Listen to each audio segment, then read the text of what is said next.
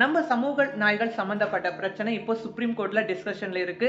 இந்த கேஸ்க்கான பேர் வந்து city haunted with stray dogs and kids pay price. இதற்கான ஜட்ஜுங்க பேர் என்னதுன்னா justice Sandeep Mehta, justice Vikram Nath, justice Anjaria. Supreme கோர்ட்ல ஜனவரி 7, 8, 9 3 ஜட்ஜ் கொண்ட பெஞ்ச் வந்து பல பங்குதாரர்களுக்கு ஆர்கியூமெண்ட் பண்ணுறதுக்கான வாய்ப்பு கொடுத்தாங்க. அதில் ரெசிடென்ட்ஸ், பைட் விக்டிம்ஸ், நாய்க்கு அடிப்பட்டவங்க, அப்புறம் அனிமல் வெல்ஃபேர் குரூப்ஸ், நாய்க்கு என்னென்ன தொந்தரவு வந்தது மனுஷங்களால் அதை பற்றி சொன்னாங்க. கவர்மெண்ட் அத்தாரிட்டிஸ் இவங்க எல்லாருக்குமே ஆர்கியூமெண்ட் பண்ணுறதுக்கும் பேசுகிறதுக்குமான சான்சஸ் கொடுத்தாங்க. கோர்ட்டில் என்ன டிஸ்கஸ் பண்ணாங்கன்னா ஒன்றுன்னா பார்க்கலாம்.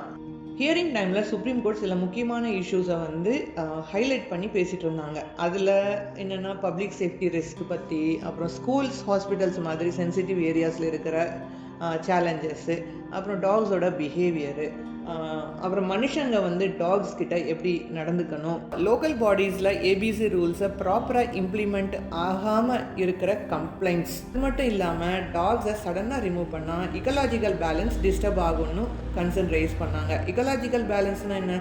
நம்ம சுற்றுச்சூழலில் சடனாக ஒரு அனிமலை நம்ம எடுத்துட்டோன்னா அந்த இடத்துல வேறு பிரச்சனை ஆரம்பிக்குங்கிறத பற்றியும் பேசினாங்க. இம்பார்ட்டண்ட் அப்சர்வேஷன் என்னதுன்னா இந்த 3 நாளில் கீ பாயிண்ட்ஸை நம்ம இப்போ பார்க்கலாம். கோர்ட் ரொம்ப கிளியராக ஒரு விஷயத்த சொன்னாங்க.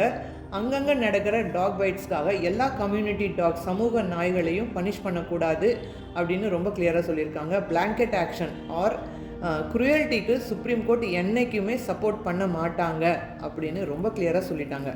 சுப்ரீம் கோர்ட் ஒரு பேலன்ஸ் ஸ்டாண்டை தான் எடுத்திருக்காங்க. அனிமல்ஸ் கிட்ட கம்பேஷனாக இருக்கணும். அனிமல்ஸ் கிட்டன்னா நம்ம டாக்ஸ் கிட்டலாம் நம்ம கருணையோடு இருக்கணும். அதுதான் கான்ஸ்டிடியூஷன்லேயும் லாலையும் கிளியராக இருக்குன்னு நமக்கு எடுத்து சொல்லியிருக்காங்க. ஆனால் அதே டைமில் பப்ளிக் சேஃப்டி காம்ப்ரமைஸ் பண்ணக்கூடாதுன்னு கோர்ட்டில் சொல்லியிருக்காங்க. சில விஷயங்களை பற்றியும் கோர்ட்டில் டிஸ்கஸ் பண்ணாங்க. டாக்ஸுக்கு சாப்பாடு போடுற மக்களை டார்ச்சர் பண்ணுறாங்க, அப்பார்ட்மெண்ட்டில் நீங்கள் போடக்கூடாதுன்னு சண்டை போடுறாங்க, சில இடத்துல டாக்ஸ் எல்லாம் அடித்து விரட்டுறாங்க. இதெல்லாம் கூட ராங்குன்னு டிஸ்கஷனில் வந்தது. ஜனவரி 9 அப்டேட்டை பார்க்கலாம். கோர்ட்டு இந்த மேட்ரை வந்து ஜனவரி 13, 2026 வந்து ஷிஃப்ட் பண்ணியிருக்காங்க. இந்த கேஸோட ஃபைனல் டைரக்ஷன்ஸ் ஃப்யூச்சரில் சிட்டிஸ் எப்படி கம்யூனிட்டி டாக்ஸை ஹேண்டில் பண்ணணும்னு டிசைட் பண்ணுவாங்க. பிக் கன்க்ளூஷன் என்னதுன்னா இந்த ஹியரிங் எல்லாத்தையும் சேர்த்து பார்த்தா ஒரு விஷயம் ரொம்ப கிளியராக தெரியுதுங்க. இந்த கிரைசிஸுக்கு முக்கியமான காரணம் கம்யூனிட்டி டாக்ஸ் மட்டும் இல்லைங்க, இது ஒரு சிஸ்டமிக் ஃபெயிலியர்ஸ் இருக்கிறது எங்கன்னா ஸ்டெரிலைசேஷன் அண்ட் வேக்சினேஷன் ப்ராப்பராக கவர் பண்ணலை. ஸ்டெரிலைசேஷன் கருத்தடையும் தடுப்பூசியும் டைம் டு டைம் மாதத்துக்கு ஒரு தடவை கருத்தடை பண்ணாத அப்புறம் தடுப்பூசி போடப்படாத நாய்களை கண்டுபிடிச்சி அவங்களுக்கு கருத்தடை பண்ணாமல் இருந்தது. அப்புறம் வேஸ்ட் மேனேஜ்மெண்ட் சரியில்லை. பீப்புள் வந்து அங்கங்கே வேஸ்ட்டு போடுறதும் அது வந்து அந்த கார்பேஜ் வந்து டாக்ஸை அட்ராக்ட் பண்ணுது. அப்புறம் பப்ளிக் அவேர்னஸ், இதை பற்றியான பப்ளிக் அவேர்னஸ் விழிப்புணர்வு வந்து சுத்தமாக இல்லைன்னா ரொம்ப கம்மியாக இருக்குது. டாக்ஸுக்கு கருத்தடை அப்படிங்கிற ஒரு விஷயம் இருக்கிறத பற்றியும் தெரியலை. அப்புறம் அவங்களுக்கு வேக்சினேஷன் தடுப்பூசி கருத்தடை வந்து முனிசிபாலிட்டி த்ரூ தான் போடணும் அப்படிங்கிற விஷயம் அவங்களுக்கு அதை பற்றியான விழிப்புணர்வு இல்லாமல் இருக்குது. இன்னொன்று என்னென்னா முனிசிபாலிட்டி அத்தாரிட்டிஸோட அக்கௌண்டபிலிட்டியும் வீக்காக இருக்குன்னு சொல்லியிருக்காங்க.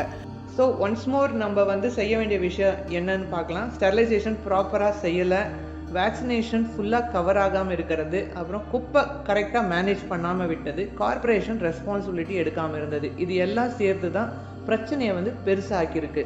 கோர்ட்டு ரொம்ப ஸ்ட்ராங்காக டிஸ்கஷனில் அவங்களும் சொன்ன விஷயம் என்னதுன்னா கருணை இல்லாமல் நடக்கக்கூடாது, அதே டைமில் மக்கள் சேஃப்டியும் இம்பார்ட்டன்ட்னு ரெண்டையும் சேர்த்து தான் பார்க்கணுன்னு டிஸ்கஷனில் பேசிகிட்டு இருந்தாங்க. ஆனால் இந்த டிஸ்கஷனில் வந்த சொல்யூஷன்ஸ் என்னதுன்னா டாக்ஸை பிடிச்சு கொல்றதோ இல்லை அடித்து விரட்டுறதோ இதற்கான சொல்யூஷன் தீர்வாக இருக்காது. ஸ்டெரிலைஸ் பண்ணணும், வேக்சினேஷன் பண்ணணும், பீப்புளை வந்து எஜுகேட் பண்ணணும், பீப்புளுக்கு வந்து இதை பற்றியான விழிப்புணர்வும் இதை பற்றி சொல்லிக் கொடுக்கணும். அப்புறம் ஏபிசி ரூல்ஸை வந்து முழுசாக ஃபாலோ பண்ணணும்.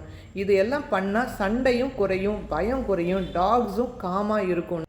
இது டாக்ஸ் வெர்சஸ் பீப்புள் இல்லைங்க, இது பொறுப்பு வெர்சஸ் அலட்சியம். இந்த உலகத்தில் சேஃப்டியாக டாக்ஸும் வாழணும், சேஃப்டியாக நிம்மதியாக மனுஷங்களும் வாழணும்.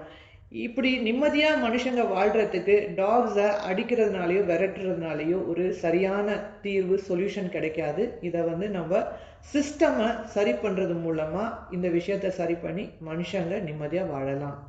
ஸ்ட்ரீட் டாக்ஸ் பிரச்சனை இல்லைங்க. இந்த பிரச்சனைக்கு தீர்வு இருக்கு, சொல்யூஷன் இருக்கு. ஆனா அந்த சொல்யூஷன் வயலன்ஸ்னால இல்லைங்க, சயின்ஸ்னால நம்ம செய்ய முடியும். சயின்ஸ் அறிவியல் பூர்வமான தீர்வு இருக்கு.